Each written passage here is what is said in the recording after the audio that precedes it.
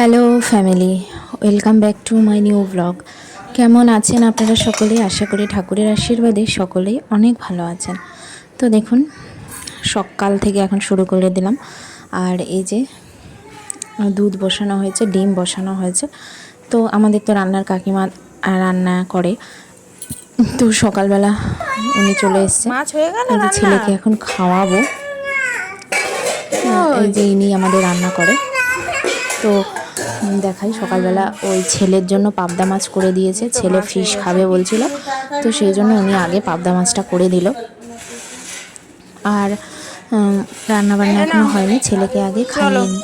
আর আজকে হবে একটু আলুর পরোটা। আলুর পুর সব রেডি, এখন পরোটা বানানো হবে। তো ওনার অনেকটা দেরি হয়ে যাচ্ছিল এইসব করতে গিয়ে, তো সেই জন্য আমি ময়দাটা মেখে দিলাম। তো এখন শুধু ভাজলেই হয়ে যাবে। আর এই তো পুর রেডিও হয়ে গেছে। আর আজকে আমাদের ইলিশ মাছ হয়েছে, যে আলু দিয়ে ইলিশ মাছের ঝোল। ইলিশ মাছটা কিন্তু দারুণ ছিল খেতে, খুব ভালো ছিল। তো এই যে এখন পরোটা, আলুর পরোটাগুলো এখানে পুর ভরে নিচ্ছে, এরপর ভাজলেই হয়ে যাবে। আর মটরশুঁটিও দেওয়া হয়েছে, মটরশুঁটি আলু দিয়ে একটু ঝাল ঝাল করে আলুর পরোটা হচ্ছে সকালবেলা, সকলের জন্যই হচ্ছে। তো রান্নার কাকিমাও খায়, তো সেই জন্য একটু বেশি করেই করা হচ্ছে।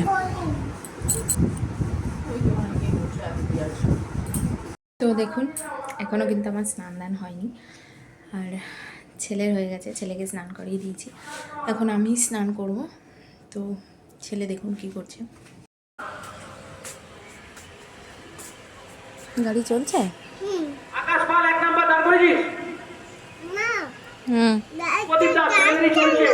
গাড়িটা দাঁড়িয়ে আছে।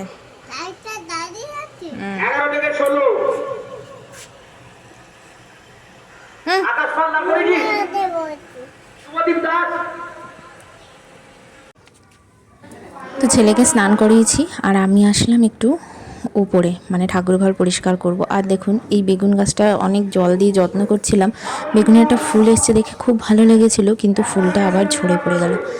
আর এই দেখুন, এই গাছে কি আম হয়েছে। এটা কিন্তু গোলাপ খাস আম, প্রচুর আম হয়েছে। কিন্তু এটা আমাদের গাছ না, পাশের বাড়ি। প্রচুর আম হয়েছে, দেখে কিন্তু বেশ ভালোও লাগছে। এইবার কিন্তু আমটা একটু বেশি হবে, চারিদিকে দেখছি খুব আম হয়েছে। আর আমাদের টমেটো গাছ কিন্তু ফুরিয়ে এসছে, মানে টমেটো হয়ে গেলে আর বোধহয় আর গাছটা থাকবে না। তো আর কিছুটা মাত্র টমেটো আছে। এরপর আমি স্নান করেই একবারে ঠাকুর ঘরে আসলাম, পুজোটা দেব। এই সব বাসন কোসন আর ঠাকুর ঘরটা আমি আগেই মুছে রেখে যাই, যাতে পুজোটা দিতে আসতে আমার সুবিধা হয়। কারণ ছেলেকেও নিচে রেখে আসি, তো ওকে নিয়ে ঠাকুর ঘরে আসা মানে পুরো লণ্ডভণ্ড করে দেবে সব কিছু। আর ঠাকুর ঘরটা এতটা দূরে, 3 তলার ওপরে, তো সেই জন্য অনেক অসুবিধা হয়ে যায় ছেলেকে রেখে আসা। নিচে এসে দেখি ছেলের গিফট এসছে, ওর বাবা পাঠিয়েছে। এই যে তাড়াহুড়ো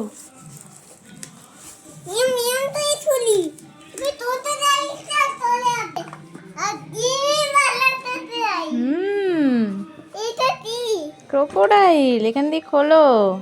এটা পুরানো বাক্স মাংস দিয়ে দিয়েছে, বের করো, পুরো প্যাকেট শুদ্ধ বের করো।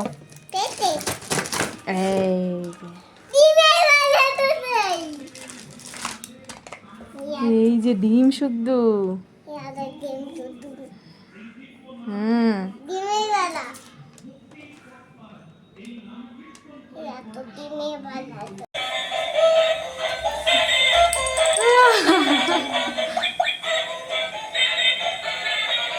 আবার বেরোবে, দাঁড়া।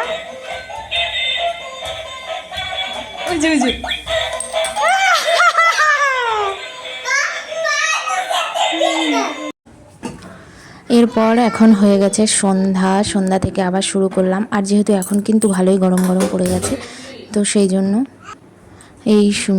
আমি তাড়াতাড়ি করে ভাতগুলো বসিয়ে দিই গরম করতে। ভাত আর ডাল তরকারি যা যা থাকে সব কিছু আমি তাড়াতাড়ি করেই গরম করে নিই। এই যে ইলিশ মাছটাও আমি বসিয়ে দিচ্ছি, ইলিশ মাছটাও গরম হয়ে যাক। আর সন্ধ্যাবেলা চাটাও সব করাও হয়ে গেছে, কিন্তু সেইগুলো আর দেখায়নি। কি দেখবো? পয়সা আছে। কি করেছিস এইগুলো? হ্যাঁ, বই খাতা ছড়িয়ে ছিটিয়ে রঙগুলো সব ভেঙে চুরে একাকার করে দিয়েছিস। Sorry. Sorry. Thank you papa. মা হুম, সরি। থ্যাংক ইউ পাপা।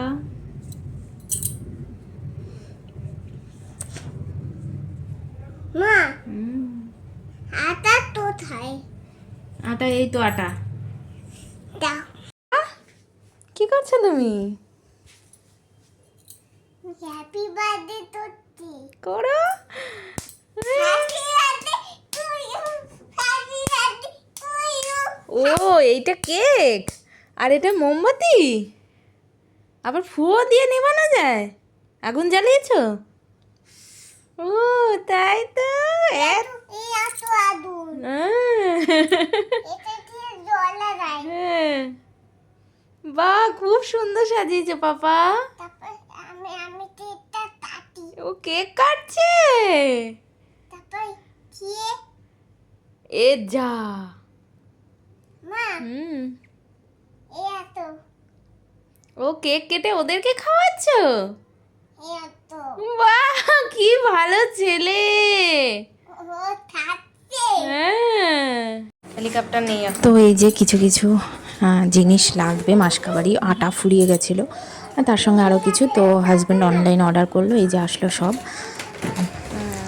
আর এরপর ছেলেকে কিন্তু আমি খাইয়ে দিয়েছি আর আমি এখন খাবার নিয়ে বসেছি, যে রাত্রেও ইলিশ মাছ দিয়ে খাওয়া হলো। ইলিশ মাছটা কিন্তু সত্যি খুব ভালোও খেয়েছিলাম। তো আজকের ভিডিওটা এই পর্যন্তই। আপনাদের কেমন লাগলো কমেন্টস করতে ভুলবেন না। দেখা হবে নেক্সট ব্লগে। এখন টাটা।